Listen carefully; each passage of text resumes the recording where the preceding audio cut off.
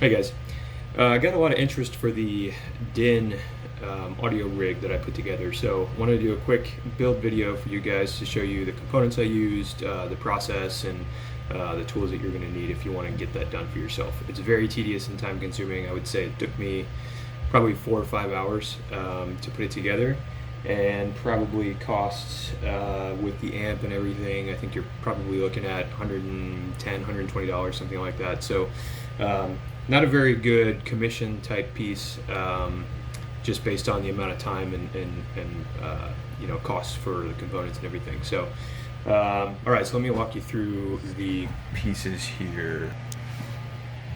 All right, so this is the completed rig. That's kind of what I hooked it up to. Here is a chest rig, a GoPro chest mount there.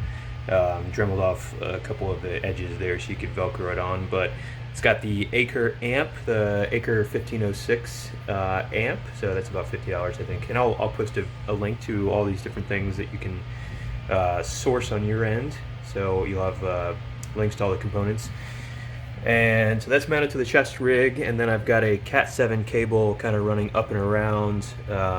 Length will vary, of course, depending on how big you are, but mine, I went a little bit longer with mine so I could kind of wrap it up around my neck, around the back of my neck, and then down my arm, so the cord is kind of managed while costuming, while trooping and everything. So there's the battery rig with the audio board in there as well, and a line 3.5mm headphone jack, or a left and right jack out to the auxiliary port on the Acre.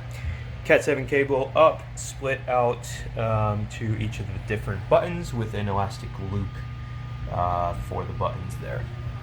Okay, so that's what it will look like when you're done with it. So over here is my layout of supplies and tools that you'll need. So I'll just run through all of these real quick. This is the Cat 7 cable. I don't know if you can see that. So Cat 7 has, come on, focus, you can do it. There we go. Cat 7 has eight cables. So it has 4 colored and then 4 white, and the colored and the white are paired together, so that's kind of why I put 2 wires and 2 buttons on each finger, so you can still identify which button you're pressing based on the colors that you have. For example, orange is the first one that I have wired up to trigger 1, and then the white that's paired with the orange is trigger 2. So that's how I kind of keep track with that. This one was cut to, I want to say, about 36 inches. Maybe a little bit longer than that. I just kind of guesstimated based on the length that I would need. So that will vary, but this is the actual cable that I purchased. So you can see it's the Cat 7 RJ45 connector at the end there.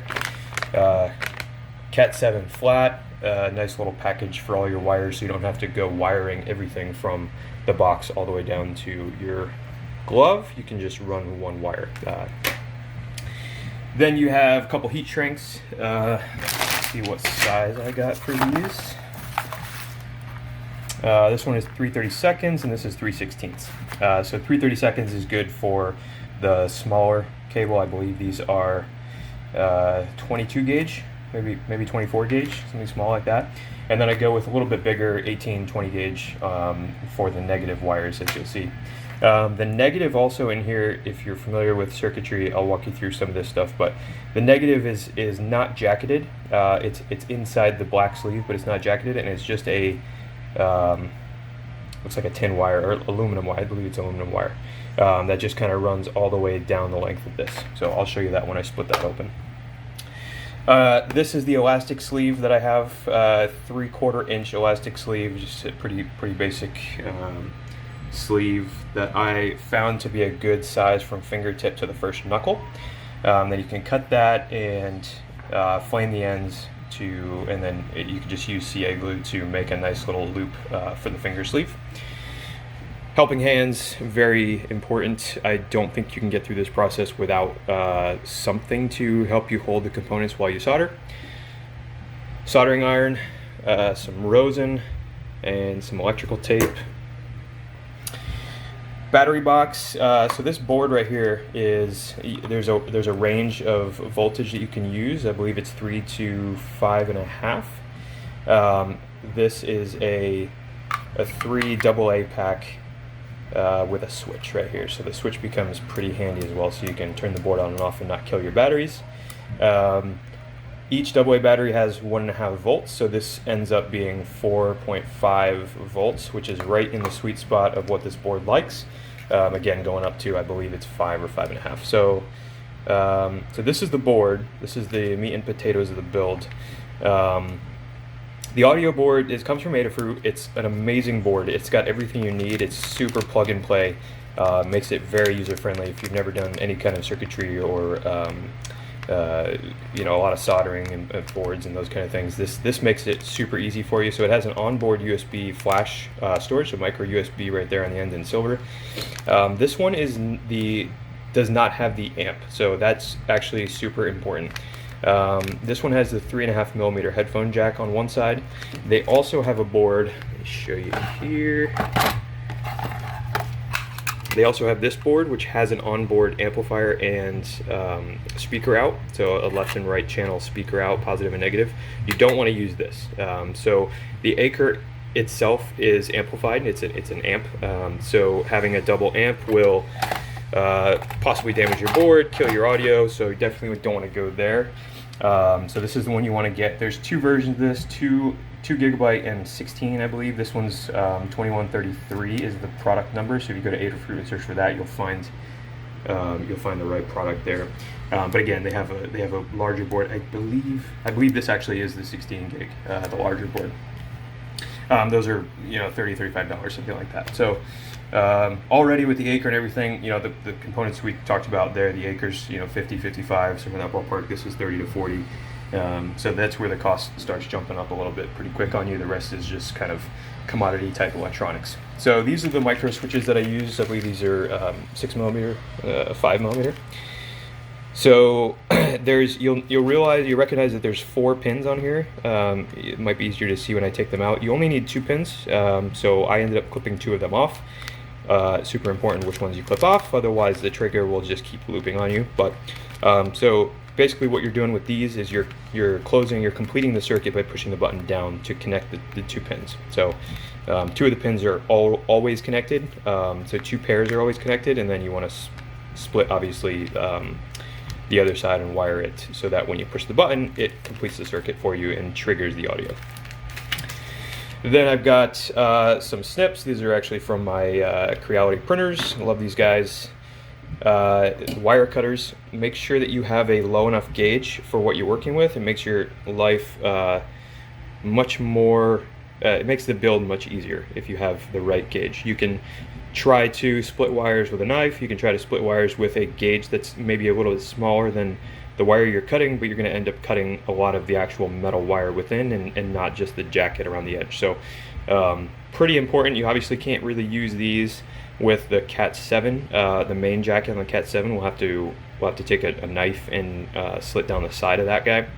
But otherwise, these will get you what you need. X-Acto knife to cut through the jacket of the Cat 7 cable. I believe I have, what do I have here? 22 gauge wire. This is for wiring the negatives together. I'll show you that. I like silicone sleeves. They seem to be a little more pliable and a little more durable, so I typically buy that. But you don't want to have a huge gauge for these. When I did this one, I think I used 18 gauge, and the wiring just became a little too fat for my liking. So you really don't need to go crazy. It doesn't have to be, it's not load bearing or anything like that. You don't have a crazy amount of voltage. So something thin, as thin as you can go to the point where you're comfortable and you feel like it's going to be sturdy enough and durable enough. This is the GoPro chest mount. It typically comes with a couple little clips right here, so you can slide the GoPro into it. I just Dremel those off so it's a flat surface. I'll do the same to the back of the Acres as well, so that you can just Velcro right here. So strip of Velcro here for that. Strip of Velcro here for the battery pack. The other thing about these boards is, since they like anywhere from 3 to 5.5, again, check my stats there on this board, but pretty sure that's what it is. They can take a lot of the LiPo batteries. So if you want to use something like this and wire in these connectors, you can certainly do that. The reason why I went with the battery pack is, first of all, there's not a whole lot of current drain on these, so the AAA or the AA batteries will last you quite a while. This will last you forever before you actually have to recharge it. But it's just, I really like having a big chunky surface, as weird as that sounds for a costume or a rig like this. I like having a chunky surface that I can take this board and just affix it to this, so you kind of have one piece. So you're going to have this, the red and black, obviously the power wires coming in from the board, or coming in from the power onto the board. So you can cut these pretty small, and then you can just attach this right here and secure all the wires. So what you don't want is wires that are loose, that are going to pull and potentially pull off of your board. So that's why I like to take some tape or hot glue, works as a pretty good insulator too, and attach it right there onto the battery pack. And I'll show you that more as we go.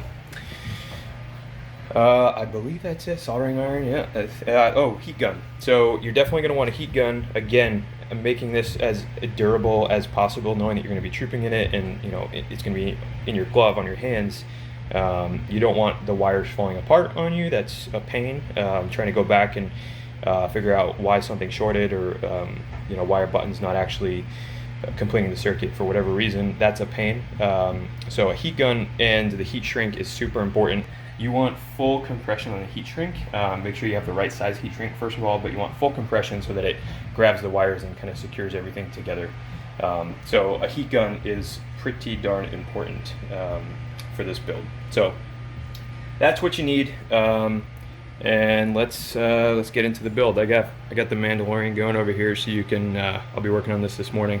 Started episode 1 as soon as I started the video, so you can clock it for yourself and see how much time it takes to get this done. So let's get started. All right, so I've got my cable here, my Cat 7. So the first thing I'm going to do, and I lied in the intro video clip there. It's not 36 or 40 inches, it's 55 inches. So too long is okay, too short is no good. So give yourself a little extra wiggle room, you know, maybe 12 inches or so, just to make sure you have enough cable. You also don't want, you know, if you're moving around, you're twisting around, that kind of thing, you don't want this cable to be pulling on you, or if you stretch your arm out to grab something or whatever, you don't want the cable to be restricting your movement. So just make sure you have enough cable. You can always tuck it into you know, your sleeve or your vest or something like that. So make sure you have enough cable. That's important. Make sure you start with a nice flat end here. I don't know what happened here. That's a lot better. All right.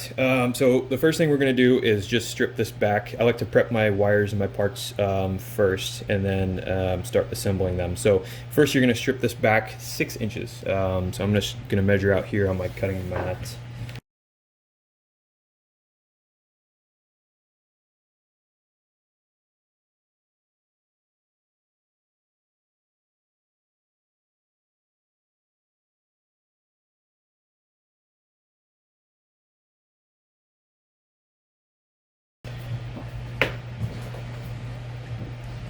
Alright, so we have this spool right here. I'm using 22 gauge. Again, I'm going to cut about 6 inches. It's an approximation. It's not super precise, but you'll see why we go with about 6 inches. So you're going to need 8 of these.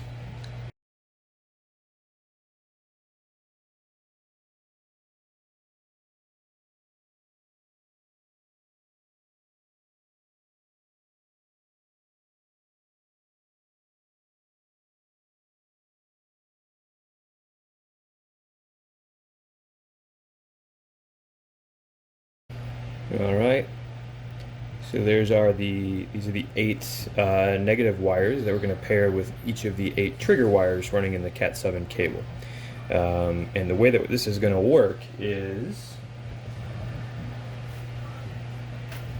so this ground wire is going to be trimmed back to right about here. Let me see if I can do this a little better. So this ground wire, come on, tripod. This ground wire is going to be trimmed back to right about here, and each of these 8 ground wires paired with each of these 8 white and colored wires, you're going to have one color going to a switch, and then one ground going to a switch. That ground running back here, I like to twist them together, for a nice neat trigger wire pair. And then you're going to join all of these 8 to this one central Cat 7 ground wire here, somewhere towards the base. And then that becomes kind of your glove hand itself. All right, so now that we have our wires all ready to go, let's take a look at our board here.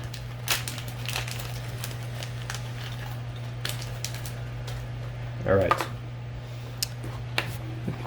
So we've got our board. Let me get this back down a little bit. All right, so we've got our board right here. So I'll try and show you this as best I can since it's tiny. But so you see the 0 through 10 running down the left-hand side there. So those are your triggers. 0 through 10, you have 11 triggers. And the way that you name the files will tell the board what audio sound that it should be playing. Here's your micro USB here up at the top, where you just pop it in like a flash drive and load in the files that you want to use. VIN and ground up here on the top right are your power switches, or your power pinouts. So VIN is going to be your positive, your red wire goes into VIN. Ground is going to be your negative, black wire. You're going to solder those in. And then down here is a 3.5mm headphone jack as well. So another cool feature about these boards is there's an activity pin. There's a bunch of pinouts over here that I don't usually use. There's a volume positive and minus. So if you ground any of these, you basically, that's how you signal the trigger. So if you touch the volume plus pinout to a ground pinout, you will turn the volume up, for example. The volume when you turn on these boards is going to max out, which is typically what you want, and then you can control the volume with your Acre amp. So you don't usually have to play with those. There's a few different grounds throughout the board, which makes it helpful. We're really only going to need 2 grounds, so one for the power and then one down here for the triggers for that aluminum ground wire that comes in. So next thing we're going to do is we're going to wire up our power. So I like to make sure that the board is working properly before I get into soldering all the triggers, because if it's not, I've had a couple boards, they have really good quality control. I've had a couple that don't work, and so I like to test them just to make sure that they're functioning properly before I actually get into soldering in the really kind of tedious part of this build. So let's get the VIN and ground hooked up and soldered in, and then we'll do a little quick test. All right, so we're going to solder in the black to the ground, the red to the VIN. Let me see if I can get you around here. I'm not going to make this a soldering video. If you've never soldered before, check out, there's a bunch of really good kind of soldering 101 videos on YouTube, obviously. So check those out and familiarize yourself a little bit with how to solder things the right way.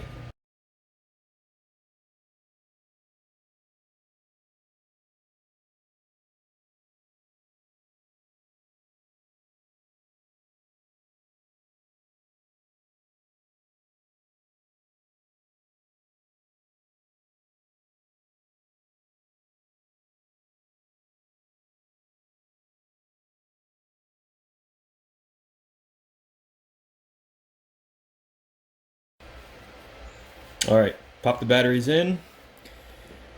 Board is wired in. Switch on the battery pack here, and you see the power light kick on. So that's the first good sign that the board is working exactly the way we want it to.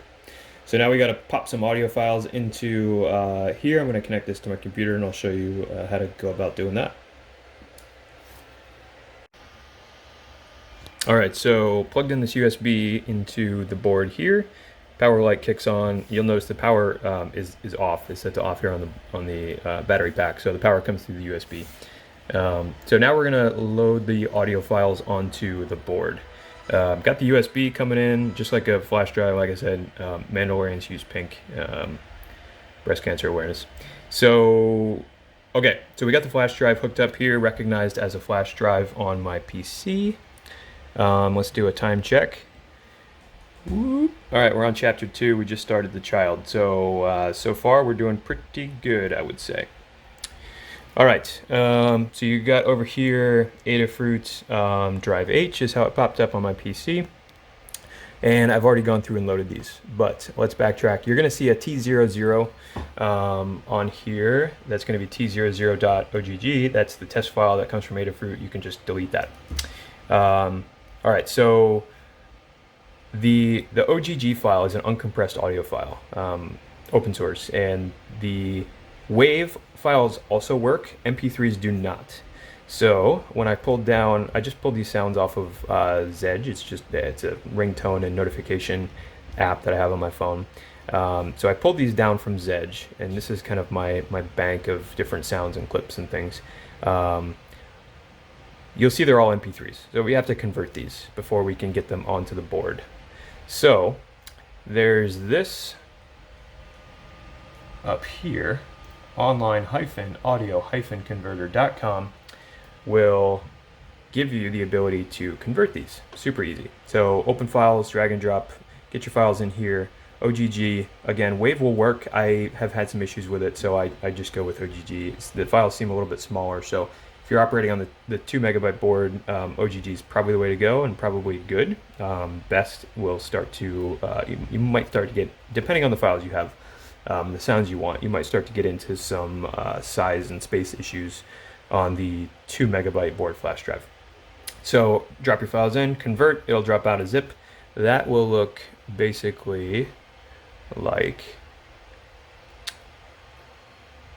this. So those are all the converted files in an OGG format. Then what you need to do is first figure out which files you want to use and pull them over here into a different folder and start naming them for switches. So, all right, you'll notice that there's a few different ways that I name these files. So the way that you name it tells you, tells the board how you are trying to play this track. So trigger 01, T01 means when I push trigger 1, button 1, that's wired to trigger 1 pin out, it plays the file. It will play the file all the way through, and you will not be able to do anything else with this board until the file is played all the way through. So what that means is if you have some songs on your board, like the intro song, the Disney Plus Star Wars intro song, the credit song, what have you, long audio files, you will not be able to do anything else until that is done. That's kind of an issue, right? So there's a reset button down here to the left of 0 that you can use to, if you activate that, it resets, it stops everything and resets the board. You can use that. I was going to do a pinky trigger for the reset, but that's actually unnecessary because what Adafruit has also done is built in a hold feature. So for the long files like this, you'll see they're definitely quite a bit larger in size. So for these larger ones that I believe are just different songs, and one of these is the tracking beacon fob sound. So it's kind of a long sound. You might not want to play the entire thing. So what this says is play this file when trigger 5 pinout is closed, but only when it remains closed. So when you hold that button down, it will play through the song. As soon as you let that button go, the audio track will stop, and you can do other tracks, or you can it'll be silent. So that's a really nice feature that Adafruit has put in here as well. So once you have those named, you copy them over to your board here, and I am at 1.87 megabytes on my board here with these 8 files. 4 of them are longer songs. I did good over here for quality. So you can see I'm already kind of maxing out the 2 megabyte. If you got the 16, go to town. You can put 8 songs at best quality and you'll be just fine. All right, so now we got our files on the board. We've named them what we want to. You'll also notice so the triggered numbers are here in the file names. So that's what tells the board. The board is all pre-programmed for this, which makes it super plug and play, very easy. But if you find that trigger 1 is your orange paired cable on your Cat 7, but that's not, and that's coming through as one of the songs, but that's not what you want for trigger 1 because it's on your index finger, for example. And you want this as the way because everyone and their mom is going to be saying this is the way to you, then you can change the name of thisistheway.ogg to T01, and that now is on that channel. So you can swap them around, change them in and out. If you're getting sick of one and you never use it, you can easily swap it out by just popping in your board into your USB and changing it up. All right, so now that we have those in there, let's test this, see how it goes. All right, so power is in, power is on, board is loaded up with our tracks. The Acre is connected through the auxiliary port over here on the side with a 3.5mm headphone jack to here. Again, do not use the one that has, don't try and take a 3.5mm headphone jack and split that into the amplified board. That will not work and it might not end well. So don't do that, use this one with the 3.5mm jack unamplified version.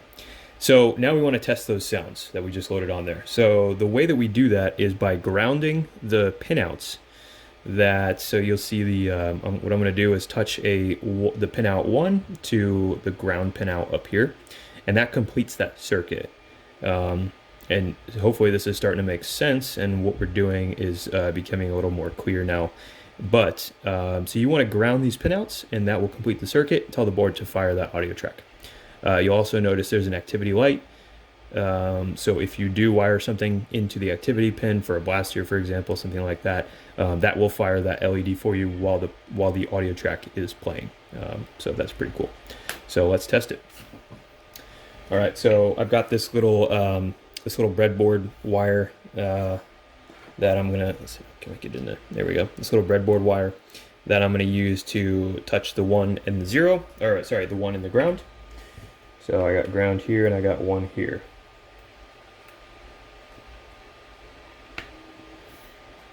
If I can actually do it.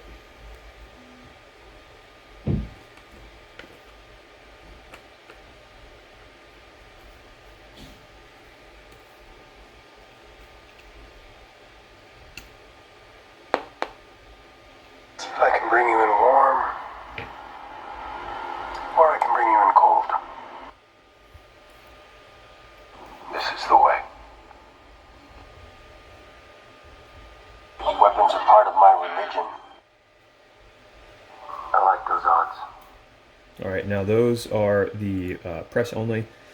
So what happened at the beginning there was, and I don't know why this happened, but I played the first track and it was trying to play, but it wasn't. So I had to actually ground the reset, which is that pop of the speaker is the reset. So if that happens while you're out trooping, the other thing that'll help you, hopefully my hand wasn't in the way that whole time. The other thing that'll help you is if that happens while you're out, you can just pop the power on this off and then back on, and that resets the board as well. So let's do that. All right, so now we're resetted. So let's try that again, make sure that the 1 is firing. This is the way. Cool. All right, so those are the first 4. I have T01 through T04. So normal triggers, you'll see I ground it once, This is the way. and it plays. Now for these, when I ground it once, it stops. So these are the T05, this one's 5. So T05, hold L. Will keep playing for as long as you hold that button down or you ground that 5 wire. Same for 6, 7, 8.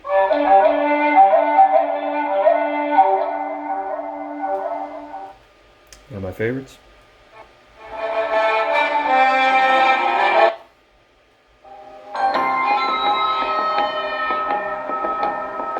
All right.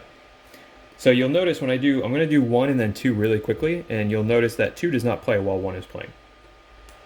This is the way. So if you go T05 instead of T05 hold L, you'll have to wait for that entire song to play through before you can do anything else on the board. So no bueno. All right, so I just stripped about 1.5 inches off the end of this cable here. Obviously the opposite end, so this is the board end. So I did that. Let's get that knife out of here. So the next thing we're going to do is just strip off this tape here. So there's tape holding these together, these pairs of wires together. It's just kind of wrapped around here. So let's see if we can get that off. All right, so there we have it. So inside each of these taped off pairs, and you don't need that tape, so you can rip it right off. Or cut it off once it gets down there. Or leave it, it's not a big deal. Okay, so each one of these pairs, or each one of these tape pairs has a colored and a white, like I mentioned. So this one, see, this one's the orange, there's a blue and a green, I believe. These are pretty small wires. So again, make sure you have the right size wire cutters. All right, so we're gonna take all of these 8 colored wires plus a ground and wire them into our 8 triggers. I didn't use 0, 0, so I'm going to skip that one. I used 1 through 8, so I'm going to wire 1 through 8, starting with the orange. You can start with the brown if you want, doesn't really matter. And then the ground as well. So you're going to put the ground aluminum wire up here in the ground. And I'm going to skip that because soldering is tedious and annoying, and we'll see how much time that eats up watching this in. The other thing to note too is this ground wire is not jacketed, so I used a heat shrink. I used 2 because the, what did I have, 3/32, something like that, was not actually small enough for this ground wire. So if you're ordering heat shrink, go ahead and grab even a smaller gauge. This is a very small wire, probably 30 gauge, something like that. Okay, so the way that these little switches are set up, I mentioned that there's 4 pins, you only need 2 of them. Let me just get this camera backed up a little bit so you can see this better. Okay, so this switch right here, you only need 2 of these pins. There's 4. You can get 2-pin switches also. So the ones that are connected are on opposite sides. So you want to split these back. You just bend them back in the direction that they want to go, the way that they are mounted. Just like so. And then you're going to cut 2 of the pins off on one side, like so.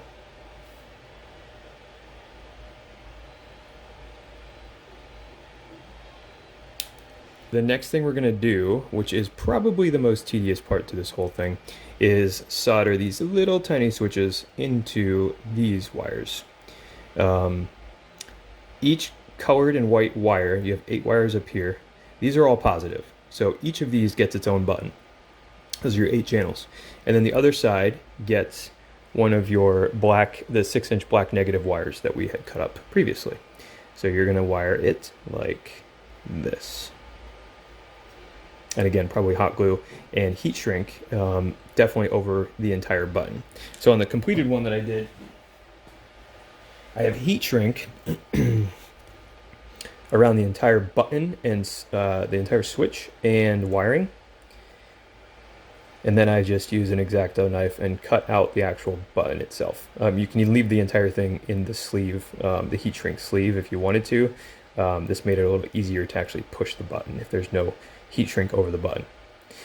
The easiest way that I've found to solder these guys together, and I'll do these first since they are all connected, or I'll do one at a time, but I'll do the positive side first and then solder the negative.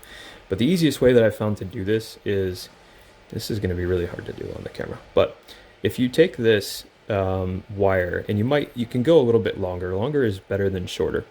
But I kind of pinch it right here against the black housing, and it doesn't matter, again, it doesn't matter which side you put this on, so whatever's easier for you. But I pinch the side, or pinch the tip against the side, and then I grab this, and then I just kind of twirl it around here. And then if you have the end of the shrink wrap ending at the end of the pin, that'll make your life easier. So you'll have a nice straight connection there. And again, make sure you put your heat shrink on here before you solder this. This will stay. Once you twirl this on here, it will stay if you use your helping hands. So you'll have probably a helping hand holding the button, a helping hand holding the wire after you twirl it, and then solder it. By far the most tedious part to this whole process, but we're almost there. Okay, so we've now wired in all of our switches. I also went through and wired in the black switch, the negative wire there. So I used the twist method with the each of these different wires, and then just threw some solder on there. I thought that this was the right size, 3/16. Apparently that is too small to go around the switches. So I'm going to have to use a different size, but that's not a big deal. You can just throw that in afterwards. So I'm just doing some cleanup here. I like to twist my wires together so they're a nice little bundle. So then what I did was, since there's 8 of these negative wires, I just twisted 4 of them together and then soldered those. So now we have 2 pairs of bunches of wires, 2 pairs of a pair of 4 bunched wires soldered together. And then we're going to take this negative aluminum wire that runs through the Cat 7 and wrap it around here and then solder all of this.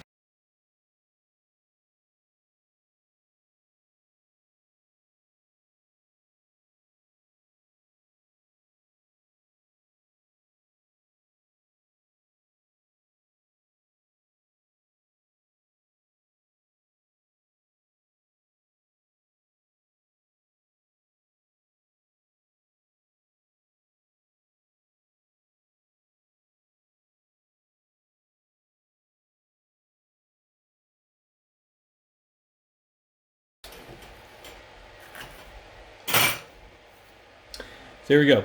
So let's test this now. Turn on my board, turn on my speaker.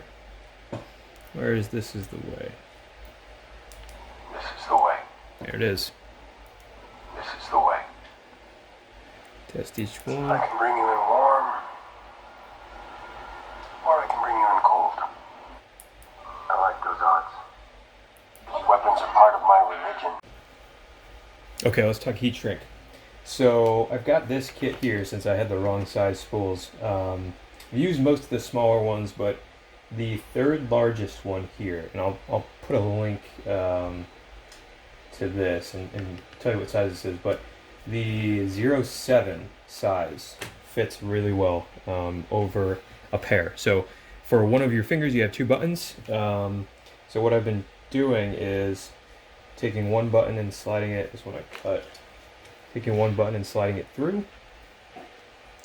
a little bit, starting that one, and then taking the other one, starting that one as well.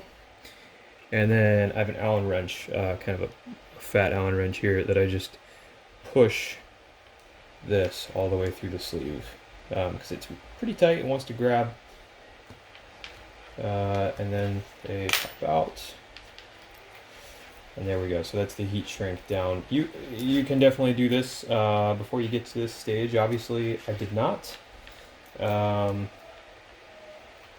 So something for next time, I guess.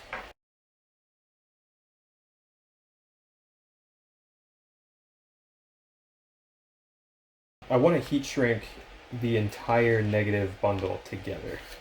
So that's where I think we're going to need this big guy, which is 13. And we're just going to feed all of these through.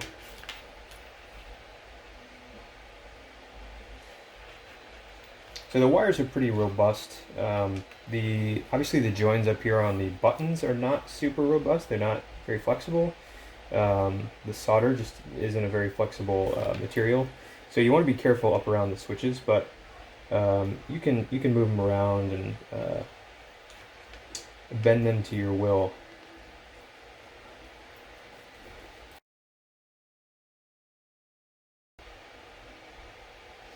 So the goal here is just to cover the area down below and have it wrap around the top of the switch just a little bit. So leave maybe a 1/4 or 1/8 of an inch out at the top there.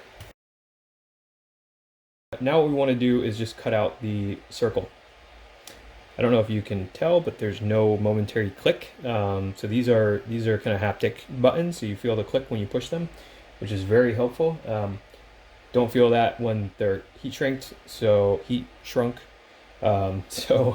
you want to cut those out so that you get a little more haptic feedback when you're actually pushing on the button, so you know what you're doing.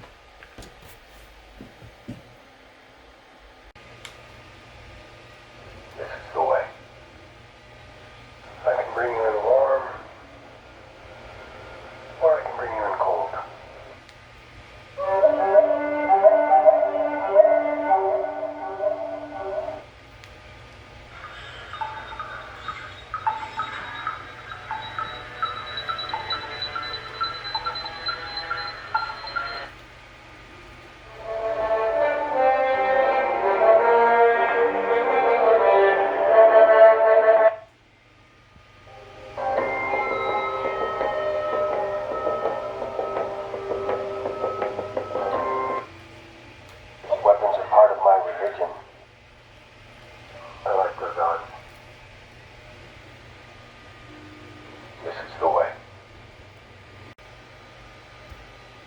And there you have it.